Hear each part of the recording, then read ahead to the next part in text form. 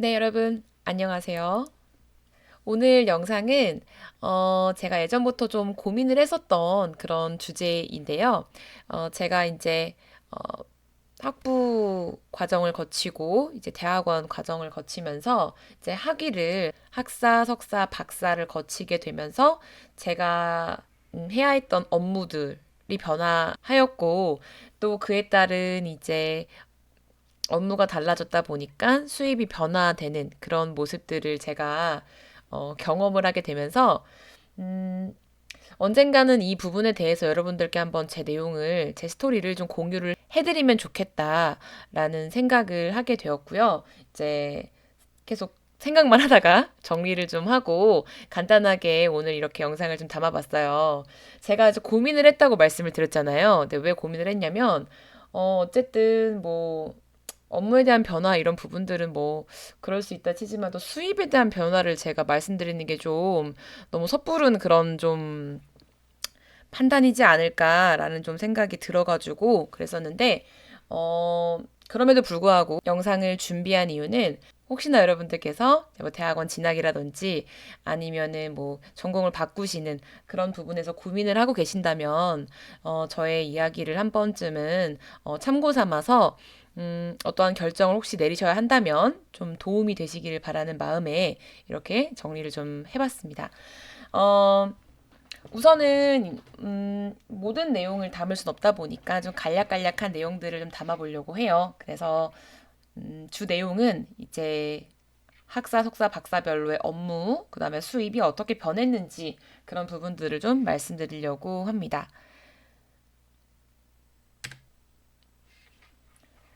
네, 우선은 그 학위별 업무 변화를 말씀을 드릴게요. 저는 이제 학사에서 보시는 바와 같이 저는 전공이 두 개였는데요. 이제 식량생명공학과 중국어라는 전공을 했습니다. 그래서 식량생명공학 중국어는 각각 이제 학위로 따지자면 농학과 문학이었거든요. 그래서 약간 굉장히 무난한 그냥 뭐 무난하다고 해야 할까요? 그냥 좀 제가 봤을 땐 그냥 뭐 제가 특별하게 뭘 학교를 다니면서 뭘 또 했던 것도 아니었고, 저는 그냥 학교 생활에서는 그냥 학점 관리만 좀 했던 것 같아요. 참 재미없게 보냈던 그런 시간들이었는데, 음, 제가 그 학사 때는 이제 1학년 을 신나게 놀고 2학년 1학기 때까지 역시 놀고 1년 반이죠, 그러면? 1년 반 정도의 시간을 이렇게 지내다가 돌연 중국으로 어학연수를 떠나게 됩니다.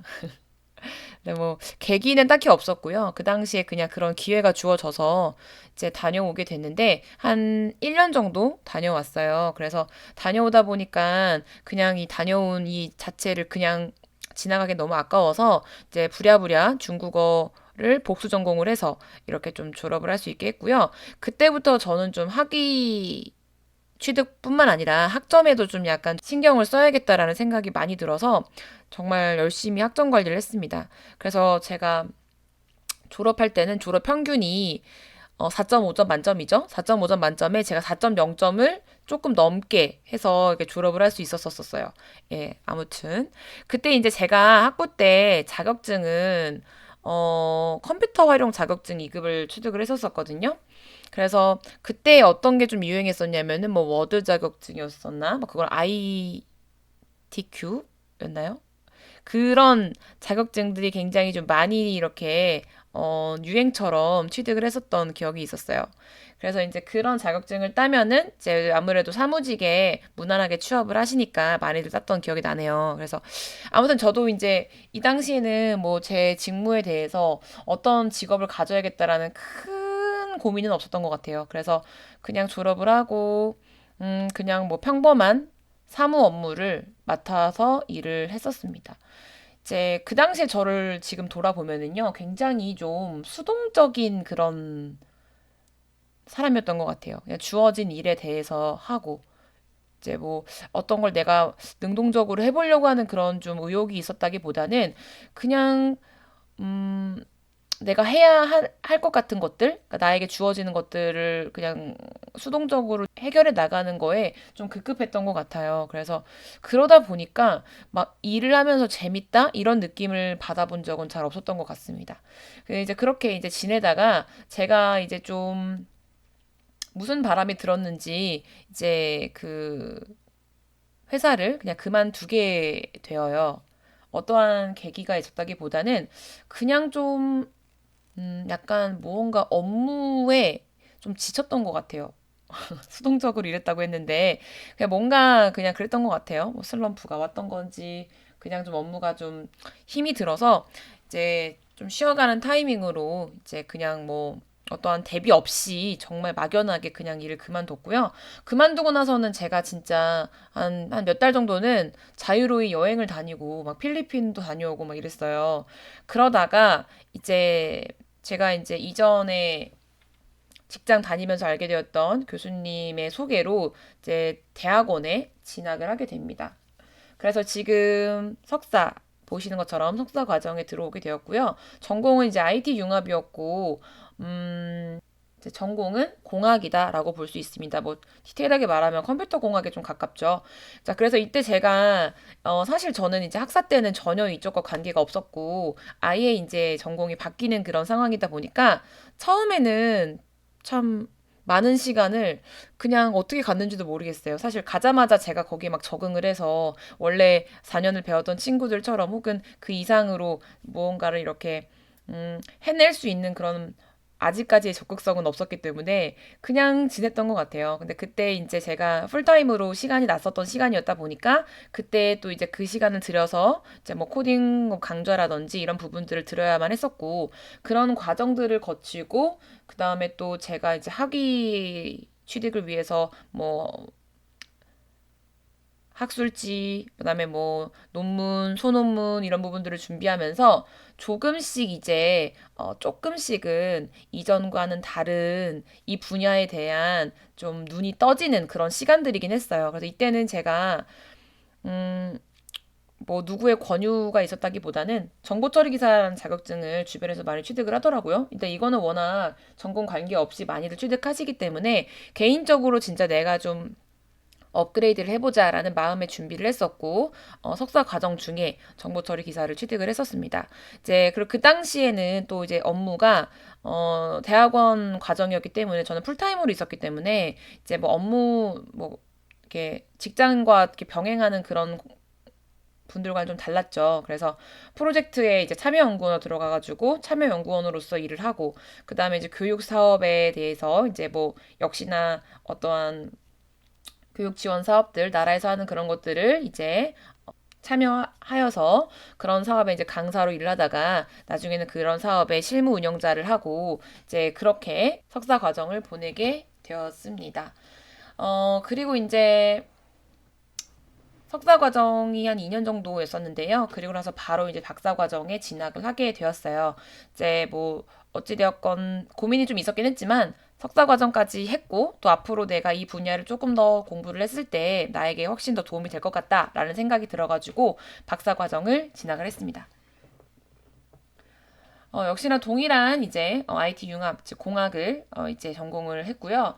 이 당시에 제가 이제 빅데이터 분석 기사 자격증을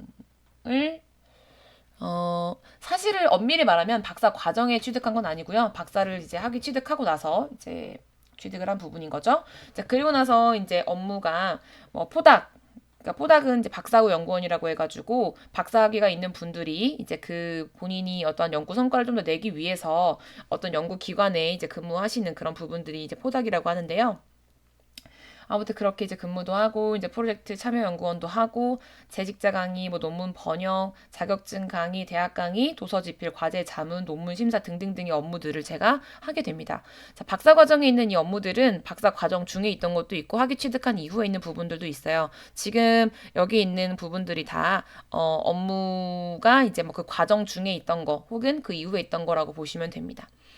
보시는 바와 같이 한눈에 보더라도 학위를 취득함에 따라서 제가 할 수 있는 업무가 늘어난 게 보이시죠? 저는 그리고 이제 어떤 한 곳에 이제 소속해서 일을 하기보다는 이제 학사 때 뭐 직장 다녔던 거 이외에는 이제 프리랜서로 계속 지금 일을 하고 있는 셈인 건데요.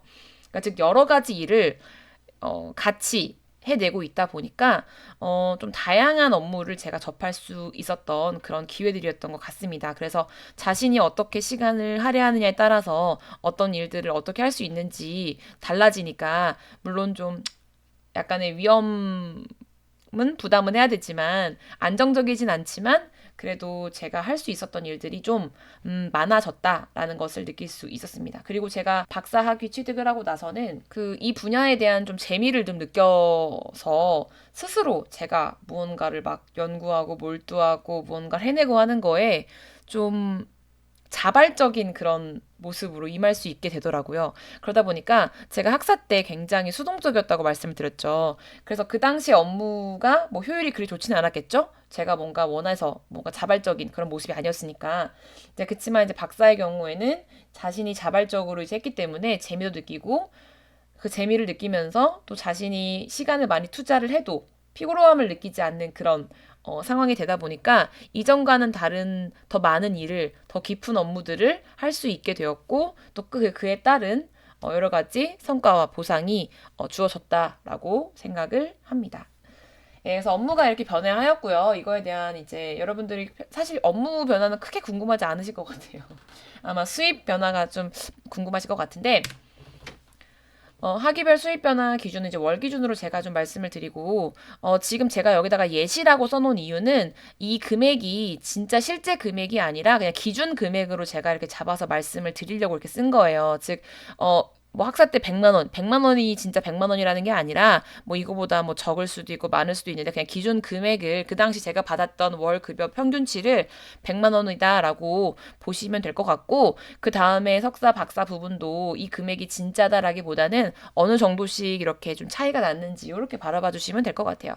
그래서 이제 학사 때는 이제 기준 금액 100만 원 정도 이제 그냥 평범하게 직장 생활을 하다 보니까 엄청 특별하게 그런 뭐, 오, 깜짝 놀랄 정도의 금액인데 이 정도는 아니었던 것 같고요.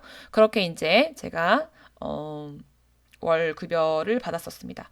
자, 그 다음에 석사 박사 때는 제가 뭐 직장을 다니면서 했던 건 아니다 보니까 좀 등락이 많았지만 평균치를 굳이 말씀을 드리자면은, 이전보다는 그래도 조금씩은 제가 음, 올랐어요. 왜냐면은 제가 할 수 있는 일들이 많아졌다고 말씀을 드렸죠. 특히 이제 강의, 외래 강의들, 그 다음에 뭐 내 학교 내에서는 이제 프로젝트 참여 연구원으로 있을 때는 자체만으로 엄청나게 많은 금액을 받을 순 없지만, 어느 정도 그래도 약간, 생활함에 있어서 생활할 수 있는 정도였다라고 볼 수 있고 그 이외에 말씀드렸던 것처럼 외부 강의들 외래에서 이제 뭐 요청 들어오는 특강들 이런 부분들에 있어서 이제 제가 또 추가적으로 수익들이 발생할 수 있었던 부분들이 있었기에 이전보다는 조금씩 늘었다라고 볼 수가 있습니다. 그리고 이제 박사 때에는 또 석사 때보다도 좀 더 박사 학위가 있었기 때문에 할 수 있는 일들을 제가 하게 되었고 그러다 보니까 아무래도 또 석사 때보다는 조금 더 이제 급여가